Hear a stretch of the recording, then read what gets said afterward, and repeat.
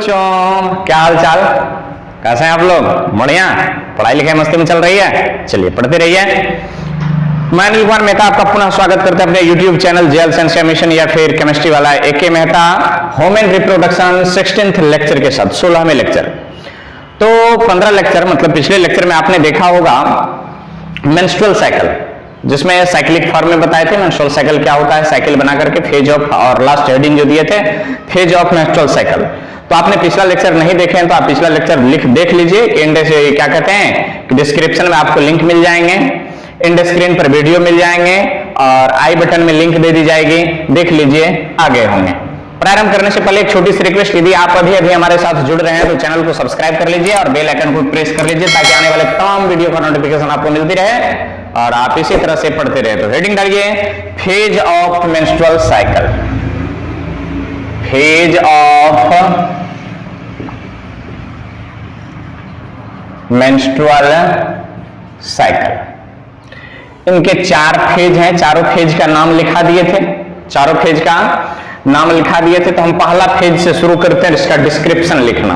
पहला फेज जैसे menstrual phase बताए थे, दूसरा फेज फॉलिकुलर फेज था, तीसरा फेज ओवुलेटरी फेज या फर्टिलिटी फेज था और पांचवा फेज, चौथा फेज के रूप में जो था वो सेक्रेटरी फेज था। नहीं, तो पहला फेज लिखते हैं मेंस्ट्रुअल फेज, या इसको मेंसेज भी कहते हैं। मेंस्ट्रुअल फेज या इसको मेंस कहते हैं, मेंस्ट्रुअल फेज या मेंस। इस फेज में बोल करके लिखाएंगे, लिख लोगे? चलिए, बोलते भी हैं लिखते भी हैं, जो जैसे लिख सके। इस फेज में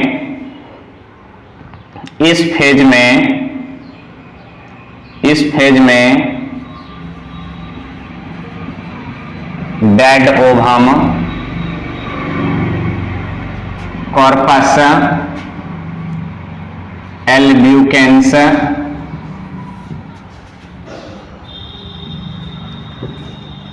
sales of endometrium, cells of endometrium, serum, cells of endometrium, serous fluid,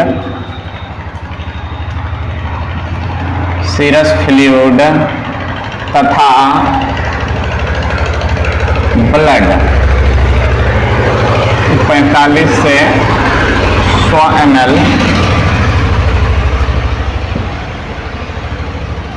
भेजना के रास्ते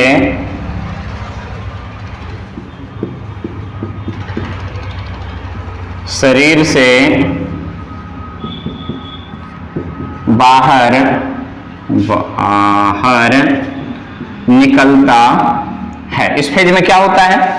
इस फेज में डेड ओवम, मान करके चलिए अभी फर्टिलाइजेशन हुई नहीं है, पहले ही बताए थे।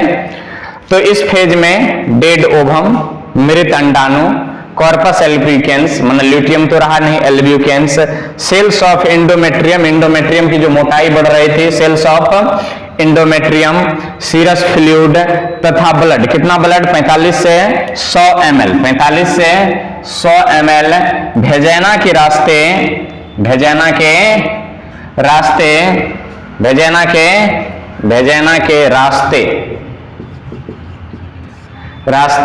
शरीर से बाहर निकलता है। यह फेज 1 से 3 या 5 दिन तक चलता है।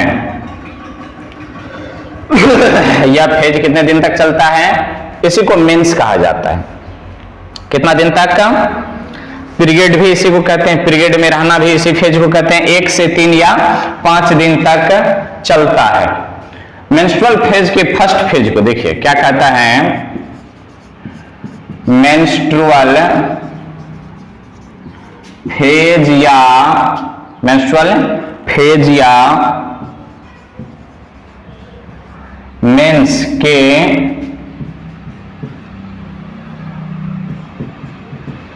FIRST फर्स्ट डे को मेंस्ट्रुअल साइकिल है, मेंस्ट्रुअल साइकिल का फर्स्ट डे माना जाता है। मासिक चक्र की गिनती यहीं से शुरू होती है, मेंस्ट्रुअल फेज के प्रथम दिन से मासिक चक्र की गिनती शुरू होती है और 28 दिन तक चलती है, प्लस माइनस 4 दिन।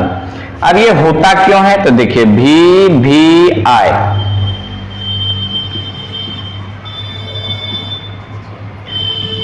मेंस्ट्रुअल फेज या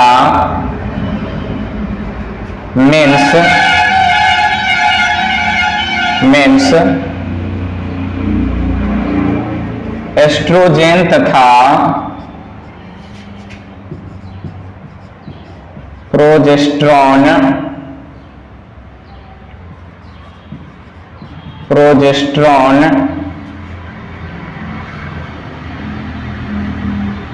के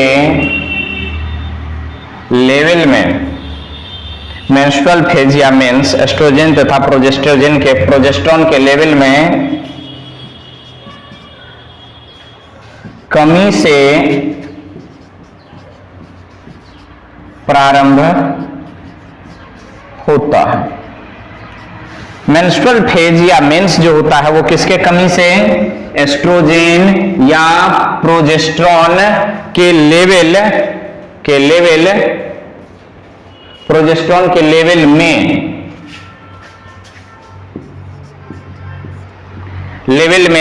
कमी से प्रारंभ होता है। जब मासिक चक्र के दरमियान प्रोजेस्टेरोन और एस्ट्रोजन का लेवल, ये हार्मोन्स है, 4 हार्मोन्स नियंत्रित करता है, जब इसकी कमी हो जाती है तो कौन सा फेज शुरू हो जाता है, मेंस्ट्रुअल फेज शुरू हो जाता है। पहला फेज खत्म, कितना दिन तक, 1 से 3 या 5 दिन तक ये चलता है। इसमें क्या होता है कि इस फेज में dead ovum, corpus albicans, cell of endometrium, serous fluid तथा ब्लड वेजाइना के रास्ते शरीर से बाहर निकल जाते हैं, जिसे मेंस्ट्रुअल फ्लो भी कहा जाता है, जिसे मेंस्ट्रुअल फ्लो या मेंस भी कहा जाता है। यह 1 से 3 या 5 दिन तक चलता है। मेंस्ट्रुअल फेज या मेंस के फर्स्ट डे को मेंस्ट्रुअल साइकिल के फर्स्ट डे माना जाता है, यहीं से गिनती प्रारंभ होती है। मेंस्ट्रुअल फेज या मेंस एस्ट्रोजन तथा प्रोजेस्टेरोन के लेवल में कमी से प्रारंभ होता है। जब ये घटेगा नहीं, एस्ट्रोजन और प्रोजेस्टेरोन लेवल घटेगा नहीं, तब तक क्या नहीं प्रारंभ होगा, मेंस्ट्रुएशन प्रारंभ नहीं होगा। तो आप फटाक से इनको क्या कर लीजिए, नोट कर लीजिए, दूसरा नंबर लिखेंगे। तो नोट कर रहे हैं, फटाफट नोट करें। चलिए, तो आगे पहला फेज आपने देखा, दूसरा फेज है फॉलिकुलर फेज। दूसरा फेज का क्या नाम है, इसको लिखते हैं, जगह बचेगा, ज्यादा जगह होगा।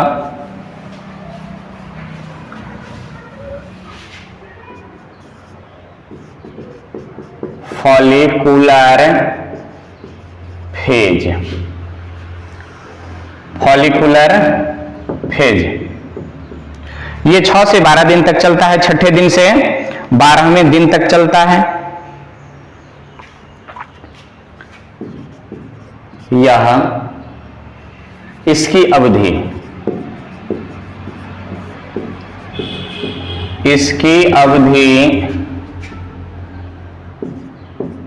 6 से 5 से 10 या 12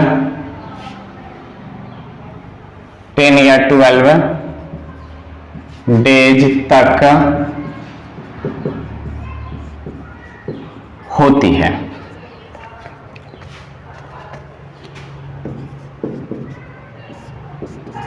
इस फेज में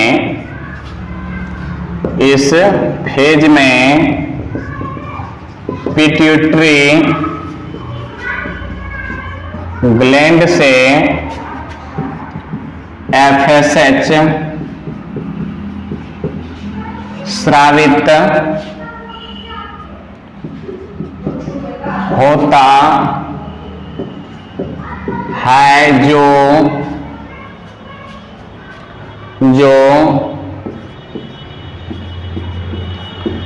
ओवरी के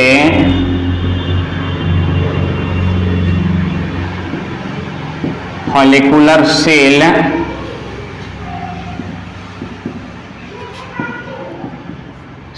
को एक्टिव कर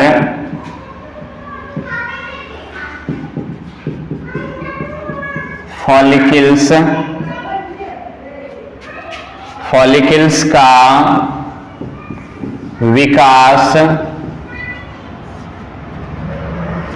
विकास करता है। क्या करता है ये? इस फेज में पिट्यूटरी ग्लैंड से एफएसएच स्रावित होता है जो ओवरी के फॉलिकुलर सेल को एक्टिव कर फॉलिकल्स का विकास करता है। यहीं से प्राइमरी फॉलिकल्स, सेकेंडरी फॉलिकल्स और टर्सरी फॉलिकल्स प्रारंभ होते हैं। ठीक, tertiary follicles, Graafian follicles.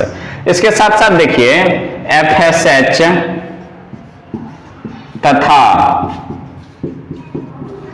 Follicular cell से स्रावित एस्ट्रोजेन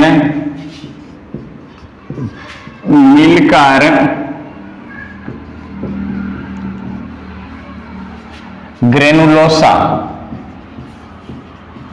ग्रेनुलोसा में LH रिसेप्टर्स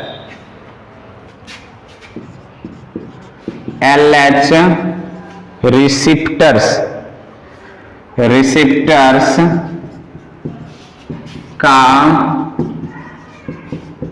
विकास करता है। LH रिसेप्टर सेल का विकास करता है। वो कहां पर? ग्रेनुलोसा में मेम्ब्रेन देखे होंगे, तो ग्रेनुलोसा में। अब देखिए एस्ट्रोजन कहां से स्रावित होता है? तो फॉलिकुलर सेल, किसके? ओवरी के फॉलिकुलर सेल से। एफएसएच कहां से? पिट्यूटरी ग्लैंड से। यही सब तो क्वेश्चन है, यही सब क्वेश्चन है। ये करता क्या है? दोनों मिलकर के, एफएसएच और फॉलिकुलर सेल से एस्ट्रोजन मिलकर के ग्रेनुलोसा में LH रिसेप्टर्स सेल का विकास करता है, ताकि आगे आने वाले ओवुलेशन की तैयारी चल रही है। अभी से आगे आने वाले तैयारी चल रही है। उसके बाद क्या होता है? उसके बाद इसको दो भाग में बांट देते हैं। कितने भाग में? फॉलिकुलर फेज को दो भागों में,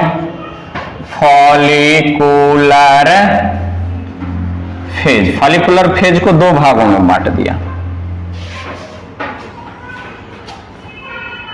कितने भागों में? फॉलिकुलर फेज को दो भागों में। पहला फेज का नाम है recovery phase.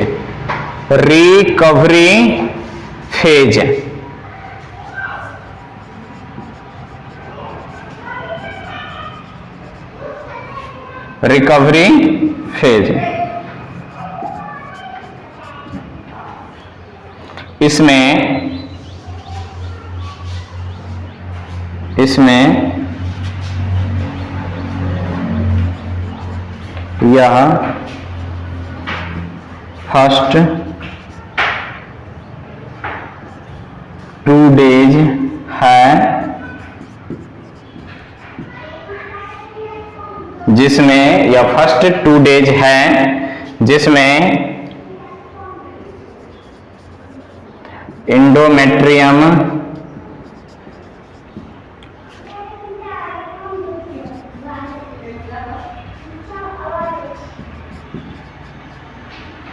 Cortex of ovary का मरम्मत होता है। एंडोमेट्रियम और कॉर्टेक्स का मरम्मत क्यों? अरे मेंस्ट्रुएशन में क्या हुआ था कि एंडोमेट्रियम गल गल करके निकल न रहा था, ओवरी टूट न गया था ओवुलेशन, पहलू का ओवुलेशन में, तो वो सब ठीक ठाक होगा ना, तो उसी का मरम्मत होता है, इसलिए रिकवरी फेज कहते हैं। ये क्या होता है, ये 5 से 14 डेज तक लिखिए ना, 10 दिन का होता है। 5, 6, 7, 8, 9, 10, 11, 12, 13, 14, 10 दिन का होता है। कुल ये 10 डेज की अवधि होते हैं। 10 डेज की अवधि वो 4 डेज की होती है, वहां पर लिख लेना मेंस्ट्रुअल फेज 4 डेज की, 14 दिन तो ये हो गया, और 14 दिन आगे प्रोलिफेरेटिव फेज की होती है। उसके बाद इसको क्या कहते हैं, सॉरी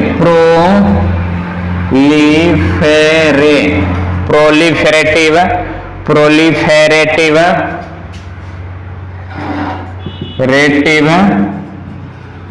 फेज। यह फेज जो होती है, ये 2 दिन तो कट गया इधर, तो कितना हो गया, 10 से 12 दिन की होती है। सेकेंड 10 to 12 डेज, यह सेकेंड 10 to 12 डेज है,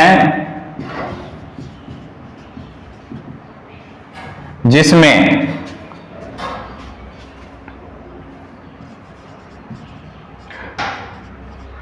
एंडोमेट्रियम की मोटाई कॉमा फैलोपियन ट्यूब के वाल में सिलिया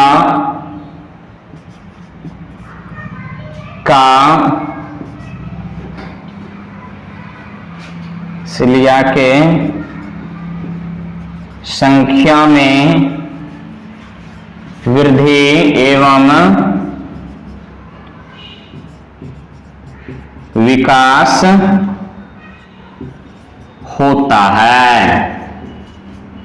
कितने फेज में बांट दिया इसको, प्रोलिफरेटिव फेज में क्या हुआ, प्रोलिफरेटिव में एफएसएच स्रावित हुआ, एफएसएच फॉलिकल्स को एक्टिव किया, फॉलिकल्स बनाया, एक्टिव कर फॉलिकल्स का विकास करता है। एफएसएच फॉलिकल्स क्या करता है, फॉलिकल्स प्राइमरी सेकेंडरी टर्सरी ये सब फॉलिकल्स है का विकास किया। उसके बाद क्या हुआ कि एलएच रिसेप्टर सेल्स का भी विकास किया। इस तरह से रिकवरी फेज आ गए। रिकवरी फेज प्रथम 2 दिन है इसका, और ये अंतिम 10 से 12 दिन है, जिसको प्रोलिफरेटिव फेज कहा जाता है। इसमें क्या होता है, एंडोमेट्रियम की मोटाई में वृद्धि होती है, फैलोपियन ट्यूब के वाल में सिलिया के संख्याओं में वृद्धि एवं विकास होती है, ताकि आने वाले स्पर्म और ओवम को क्या किया जाए, सही तरीके से रिसिप्ट किया जाए, उसे प्राप्त किया जाए। ये सब होती है इस फॉलिकुलर फेज में। कैसे किसी बुक में इस फॉलिकुलर फेज को प्रोलिफेरेटिव फेज भी कहते हैं, तो याद रखना, मतलब रिकवरी फेज को हटा दिया गया है। किसी किसी बुक में फॉलिकुलर फेज को प्रोलिफेरेटिव फेज डायरेक्ट नाम रख दिया गया। ठीक, तो इसको आप नोट कीजिए। अगला फेज हम लिखते हैं, नोट करें फटाक से।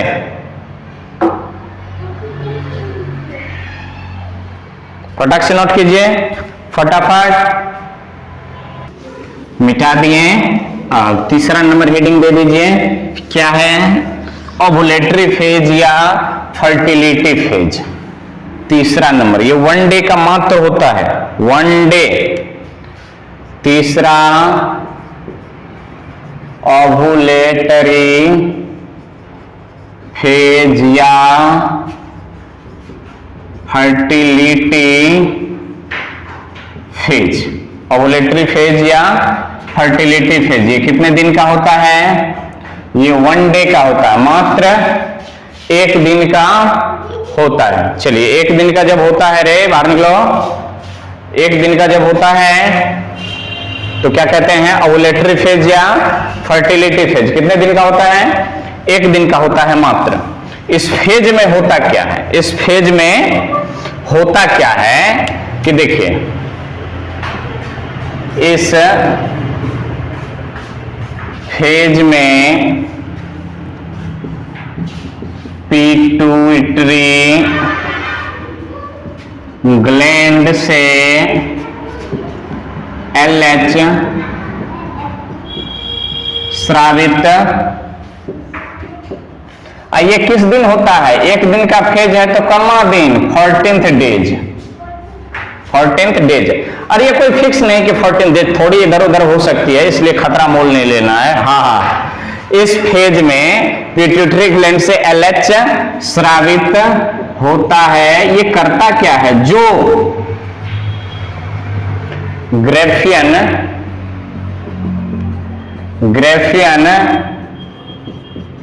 फॉलिकल में काफी वृद्धि करता है, जिससे ग्रेफियन फॉलिकल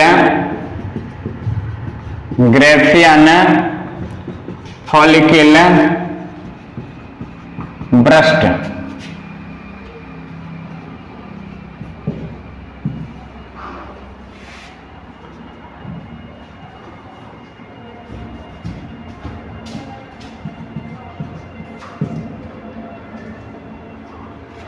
भ्रष्ट कर जाता है। फलस्वरूप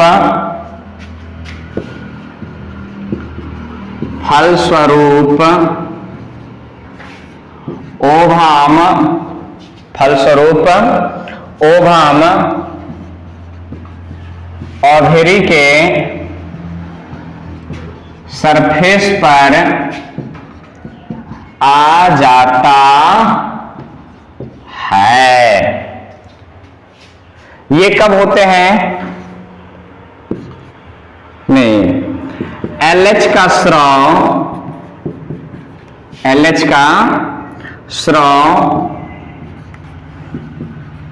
मेंस्ट्रुअल साइकिल के कम्मा दिन,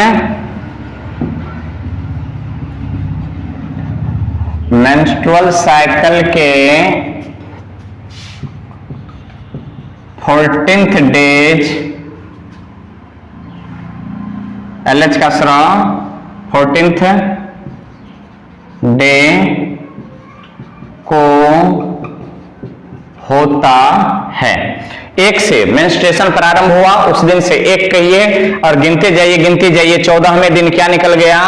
ओवरी के सरफेस पर आ जाता है, जिसे लिखना पड़ेगा, जिसे ओवुलेशन कहते हैं, जिसे ओवुलेशन कहते हैं। जिसे क्या कहते हैं?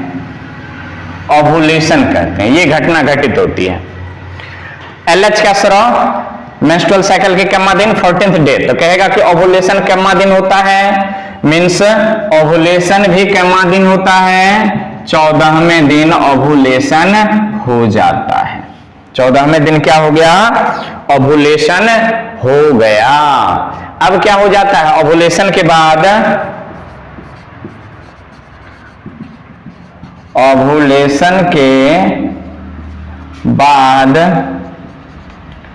शेष ग्राफियन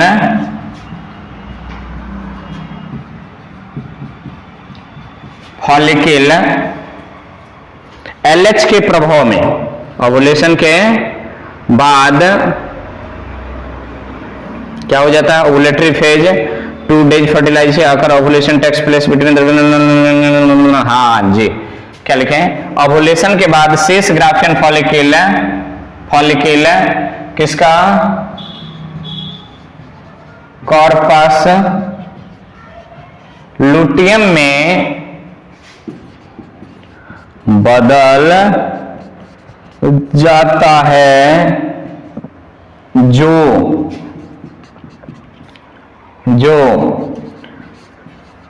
प्रोजेस्टेरॉन तथा थोड़ी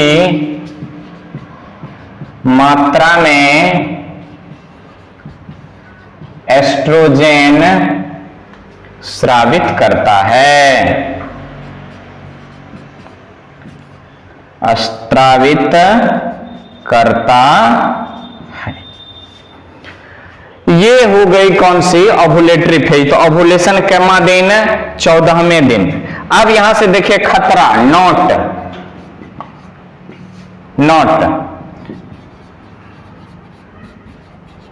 मेंस्ट्रुअल साइकिल के 12वें से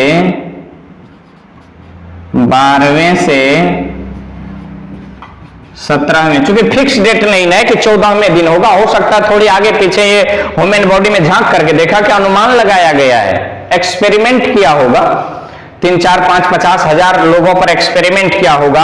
हार्मोनल एक्टिविटी है, हो सकता है पहले ओवुलेशन हो जाए, हो सकता है बाद में ओवुलेशन हो, इसलिए आगे चल करके चलिए 12वें से 17वें दिन के बीच कपुलेशन होने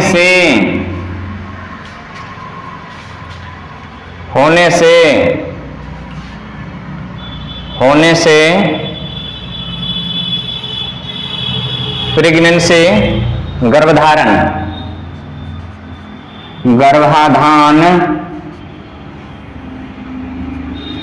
की संभावना रहती है,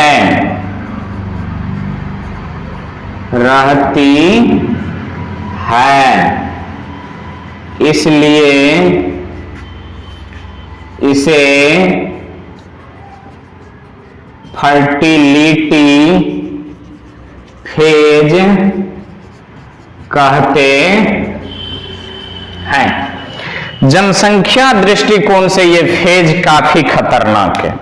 यदि आप समझदार है, प्राकृतिक रूप से जनसंख्या रोकना चाहते हैं, तो मासिक चक्र के 12वें दिन से 17वें दिन के बीच कपुलेशन मतलब शारीरिक संबंध स्थापित न करें, तो प्राकृतिक रूप से जनसंख्या वृद्धि रुक जाएगी, 2 बच्चों के बीच में अंतर रह जाएगी, एकदम बकरी भैंस के जैसे आप जल्दी जल्दी बच्चे पैदा नहीं करेंगे। तो थोड़ी सी संयमता, थोड़ी सी समझदारी, मासिक चक्र जब प्रारंभ हुए उस दिन को याद रखिए, उससे 12वें दिन के से लेकर 17वें दिन के बीच कॉपुलेशन नहीं होगा, फर्टिलाइजेशन नहीं होगी, जायगोट नहीं बनेगा, एम्ब्रियो नहीं बनेगी, प्रेगनेंसी मतलब गर्भाधान नहीं होगा, वगैरह वगैरह। जनसंख्या वृद्धि के दृष्टिकोण से इसे खतरनाक पीरियड माना जाता है, खतरनाक पीरियड माना जाता है। तो समझदारी से काम लीजिए, आगे चल करके समझदारी से काम लेना है और जनसंख्या नियंत्रण पर काबू पाना। इसको प्राकृतिक मेथड कहते हैं जनसंख्या वृद्धि को, मतलब 12वें से 17वें दिन के बीच क्या करना है, कॉपुलेशन नहीं करना है, शारीरिक संबंध स्थापित नहीं करना है, जनसंख्या वृद्धि नहीं होगी। तो ये हो गई। अब 14वें दिन के बाद की घटना है, अभी ये लेकर के चलते हैं कि क्या हो रही है, फर्टिलाइजेशन नहीं हो रही है, फर्टिलाइजेशन नहीं हो रही है, मान लेते हैं। तो चलिए नोट किया जाए, इसको फटाक से नोट कर लिए हैं, तो आप नोट कीजिए, इसको मिटाने की कोशिश करते हैं हम। चलिए इसको इरेज कर लिए और अंतिम फेज लिखते हैं। अंतिम फेज लिखेंगे, हार्मोनल एक्टिविटी देखते जाइए, हार्मोन्स क्या करता है क्या नहीं करता है। अब क्या है, चौथा फेज है सिक्रेटरी फेज। सिक्रेटरी फेज कौन सी फेज है, सिक्रेटरी फेज है ये। अब इस फेज में होता क्या है, सिक्रेटरी फेज में तो नहीं, अब ये अवधि कितने दिन का, यह 12 से 14 दिन के अवधि है, जो 14वें से 28वें दिन तक चलती है। कब से कब तक चलती है, 14वें से 28वें दिन तक चलती है। होता क्या है, इस फेज में इस फेज में प्रोजेस्टेरॉन, एस्ट्रोजेन, प्रोजेस्टेरॉन, एस्ट्रोजेन का लेवल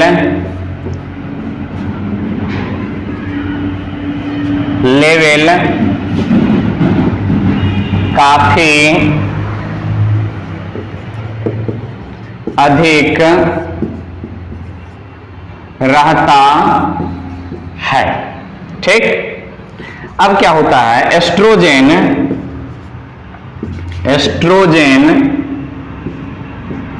LH के साथ इंडोमेट्रियम के मोटाई को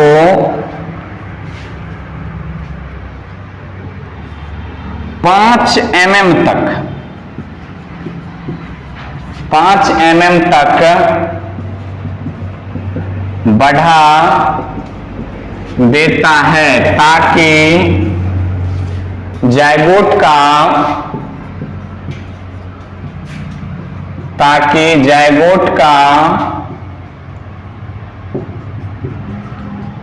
प्रत्यारोपण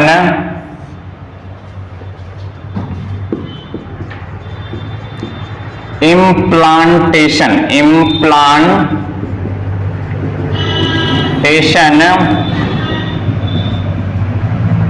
सही तरीके से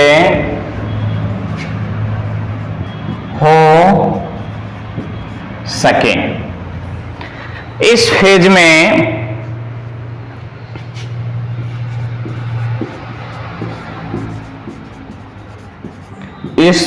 में FSH का स्राव बंद हो जाता है। इस फेज में किसका स्राव बंद हो जाता है? मेन काम यह है, FSH का स्राव बंद हो जाता है। अब यहां से दो कंडीशन होती है, उत्पन्न होती है। यदि फर्टिलाइजेशन हुआ है, अभी इसको थोड़ा ही पता है कि फर्टिलाइजेशन हुआ कि नहीं हुआ है, वो 28वां दिन पता चलेगा या 1 सप्ताह के बाद। जब 1 सप्ताह के बाद पता चलेगा, कितने दिन के बाद? 1 सप्ताह के बाद इसको पता चलेगा अब्सेंस ऑफ फर्टिलाइजेशन। तो ये अति हो रही ताकि बढ़िया से क्या हो सके, इम्प्लांटेशन हो सके। यदि फर्टिलाइजेशन होती है तो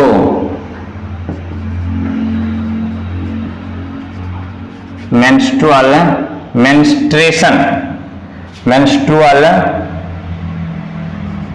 फेज या मेंस बंद हो जाती है। यदि फर्टिलाइजेशन तथा इम्प्लांटेशन होती है, यदि फर्टिलाइजेशन होती है तो क्या हो जाता है? मेंस्ट्रुअल फेज या मेंस बंद हो जाती है। यदि फर्टिलाइजेशन नहीं होती है तो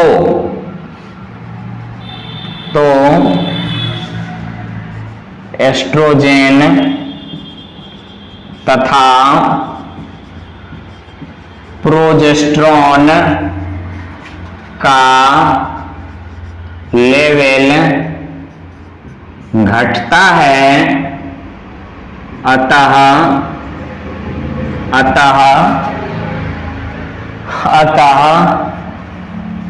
मेंस प्रारंभ हो जाती है। दो कंडीशन है।